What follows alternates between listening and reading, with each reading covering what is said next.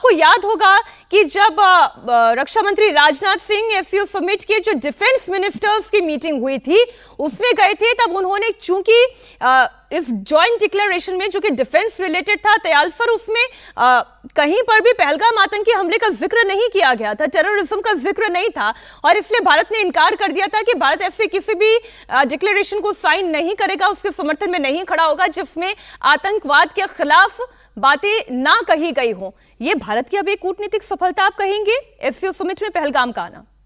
मैं समझता हूँ इसका बहुत ही महत्वपूर्ण है कि चीन जो कि मेजबान है, तो जो डिक्लेरेशन होता है उसमें मेजबान का सबसे बड़ा रोल होता है डिक्लेरेशन बनाने का। चीन के डिक्लेरेशन में और इसका इतना स्ट्रॉन्ग स्टेटमेंट, अगर हम भारत में एससीओ होता तो शायद इससे स्ट्रॉन्ग स्टेटमेंट नहीं दे सकते थे। ये दो चीजें दिखाता है कि चीन भारत को एक और महत्वपूर्ण स्थान दे रहा है। और मेरा अपना मानना है, देखिए मैं डिप्लोमेट रह चुका हूं, कि भारत ने ये कंडीशन लगाई होगी कि हमारे प्रधानमंत्री तभी जाएंगे जबकि क्योंकि डिक्लेरेशन तो एक महीने पहले से सब नेगोशिएशन जो होना शुरू हो जाता है, और हमारे रक्षा मंत्री बिना साइन किए आ गए थे क्यांगडाओ में कि हमारे प्रधानमंत्री तभी जाएंगे जबकि डिक्लेरेशन में कोई स्ट्रॉन्ग स्टेटमेंट पहलगाम का होगा। तो ये दिखाता है कि चाइना चाहता था कि भारत आए और प्रधानमंत्री आए, तो इसकी सिग्नलिंग एक, शायद भारत और चीन के रिश्ते शायद कुछ इवन कील पर आ रहे हैं। कल की मीटिंग बहुत अच्छी हुई, उसके बाद से मीटिंग बहुत अच्छी हुई, पर आज जो ये स्टेटमेंट जो कि बिल्कुल पाकिस्तान के मुंह पर एक चपत है, चीन से और चीन की धरती से आ रहा है, इसकी बहुत महत्वपूर्ण है। और इसको बहुत अच्छी तरह हमें सोचना समझना चाहिए कि शायद भारत चीन के संबंधों के सुधरने में कोई आशा की किरण है। ये बहुत बड़ी बात कही है तयालफर ने। बहलफर, मैं आपके पास आ रही हूँ, और जब मैं इस ज्वाइंट डिक्लेरेशन को डिटेल में पूरा पढ़ रही हूँ तो इसमें बहुत सारी इंपॉर्टेंट बातें हैं। देखिए, एक हिस्सा में पढ़कर इसका दर्शकों के सामने रख दूं। The member state strongly condemn terrorism in all its form. हर तरीके की टेररिज्म को कंडेम किया गया है, आतंकवाद को कंडेम किया गया है। Manifestations stress that double standards in the fight against terrorism are unacceptable। यानी आतंकवाद के खिलाफ जंग में भी अगर कोई डबल स्टैंडर्ड रख रहा है तो वो भी स्वीकार करने योग्य नहीं है। And call on the international community to combat terrorism including cross border movement of terrorist and recognised India's initiatives. Bahl sir, ये बहुत बड़ी बात है कि एक तो जो भारत ने कदम उठाया उसको रिकॉग्नाइज किया गया है, क्रॉस बॉर्डर टेररिज्म एक्सेप्ट नहीं किया जाएगा, आतंकवाद को अगर कोई देश प्रश्रय दे रहा है, और अगर डबल स्टैंडर्ड भी हैं। अब मुझे नहीं समझ में आ रहा है इतना स्ट्रॉन्ग मैसेज, चूंकि चाइना खुद मेजबान है और हम डबल स्टैंडर्ड की जब बात कर रहे हैं, we have been using China की हम बात कर रहे थे, हम चाइना की बार बार बात कर रहे थे कि वो डबल स्टैंडर्ड कहां से आ रहा है, बट ये डिक्लेरेशन में शामिल है ये बातें। मीनाक्षी जी, पहले तो मैं ये कहूंगा कि क्या आपका और मेरा सिर एकदम चौड़ा नहीं हो जाता, छाती चौड़ी नहीं हो जाती, ये सोचते हुए कि जो भारत ने कहा और जो भारत ने लिख के दिया वही जॉइंट स्टेटमेंट में निकल कर आ रहा है। और इसमें बहुत महत्वपूर्ण रोल होता है चीन का। चीन ने ही पाकिस्तान पे दबाव बनाया होगा, क्योंकि कंसेंसस का कहने का मतलब है पाकिस्तान भी इस बात को अग्री कर रहा है।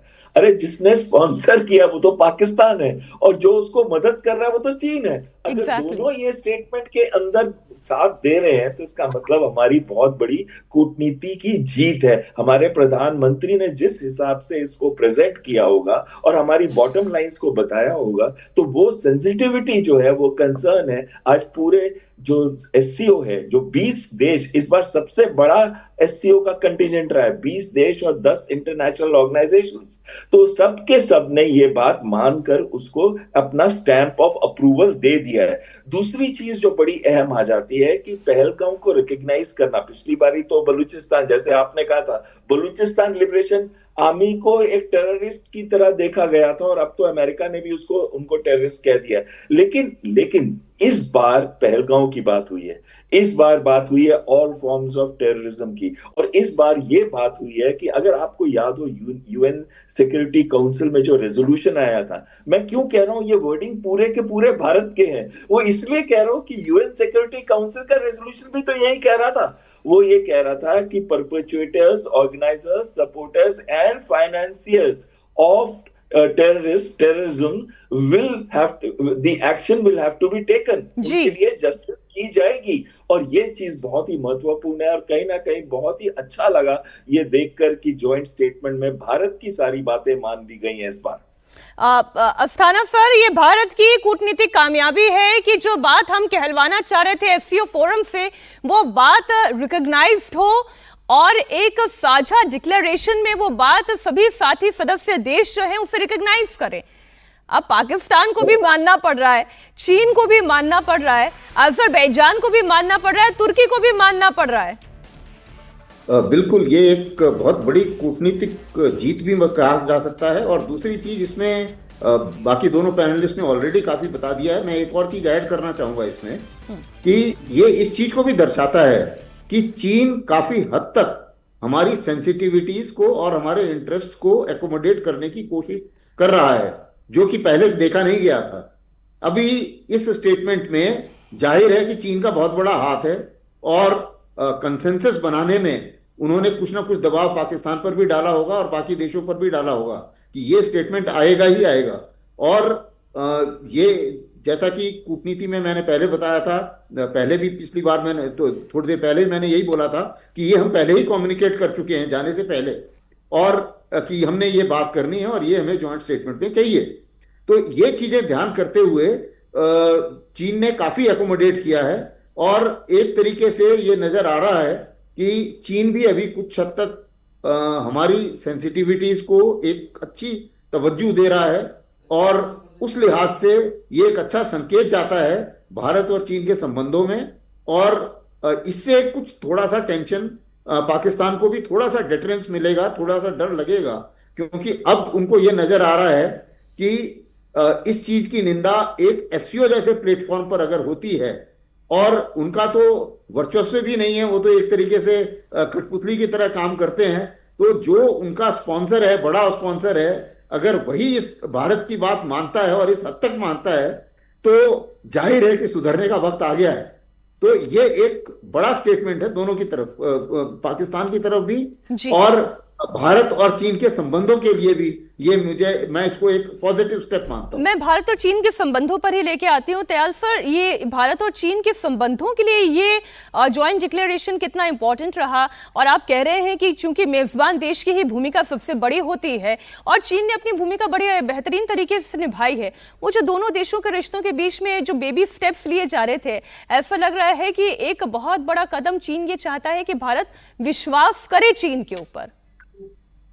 जी हाँ, मैं समझता हूँ कि भारत की लीडरशिप और भारत की जनता, जो आपके माध्यम से भारत की जनता भी ये देख रही है कि शायद देखिए किसी भी दो देशों के बीच में संबंध परमानेंटली खराब नहीं होते, परमानेंटली ठीक नहीं होते।